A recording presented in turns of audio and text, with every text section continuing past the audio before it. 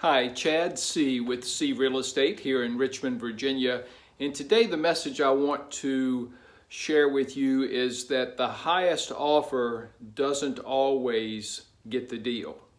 And that's baffling sometimes to home buyers who make offers on listings at a very high sales price, higher than the people are asking for their home, and they still don't get it. In fact, they often want to know, why didn't we get it? You know, sometimes it's just that they weren't the highest. People outbid them and were willing to pay more. But you would be surprised how often the highest offer does not get selected. The one that offers the most money, the seller doesn't go with. Why in the world would that happen? Well, there's a number of reasons, and I'll share a few with you now. One of them could be the closing date or the time of possession. In other words, there could be an offer that's a little bit lower and the home seller decides, wow, but this one's willing to let us stay and rent the house back from them for a month or two, or they have a longer closing date. It takes the pressure off of us, so that's worth something to us, and it can make a seller go towards another offer. Another one is that the type of financing that the buyer's getting. Now, if someone's offering cash, that's hard to beat, but most people don't.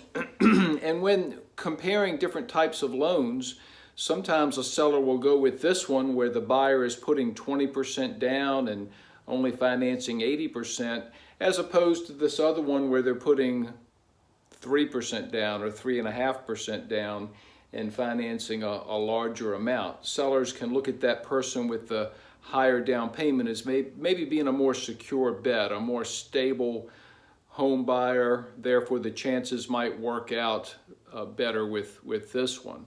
The type of loan itself, some types of financing are known to be a little more strict in regards to the condition of the house. Some types of financing have more of a reputation of having requirements that the seller do to the house in order to make the deal work. So the type of loan can influence a seller to go with an offer, even if it's a little bit lower than what they perceive to be a little bit of a riskier loan. Every now and then I'll see a home seller find out something about the buyer, and this could be through verbal communication, it could be through a little letter from the buyer to the seller, but lo and behold, this buyer, he or she graduated from my alma mater. Or this buyer, he or she, they were in the branch of the military I was in. I kind of have a soft spot for people who graduated from that college or who were members of that branch of service. And I've seen sellers say, yeah, I'll go with this one. Even though it's going to net me a little bit less money, I'm going to support that person. Sometimes it's the agent. This is probably a little more rare, but sometimes the agent who brings the contract is just one who has a reputation for getting it done, getting deals across the finish line. Maybe the listing agent and the seller both know, hey, my chances are a little bit better with this agent because he or she, they don't mess around with buyers who aren't qualified, and they have a reputation for getting it done. Let's go with that agent, even though it's going to net me a little less money. I've already mentioned the letter. Excuse me. Sometimes a letter is written from a buyer to a seller. And if a letter's not written, even verbal communication, something that can make that seller identify with the buyer, understand where they're coming from. Not a lot of fluff, not a lot of attempt at manipulation that sellers can see through, but just a little, this is who the buyer is, this is what they love about the house, and this is where they're coming from. Here's one more. Last one I'll give you is it could be that home buyer grew up in the hood. In this neighborhood is what I'm speaking of, in the neighborhood that the house is being sold in, and word of that gets back to the seller.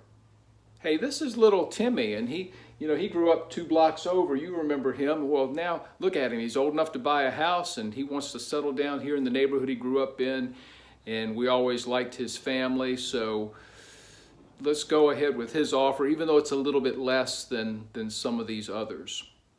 So that's all I wanted to communicate to you today, is that more often than you'd suspect, a seller will go with an offer that does not net them the most money of all the offers they have to pick from.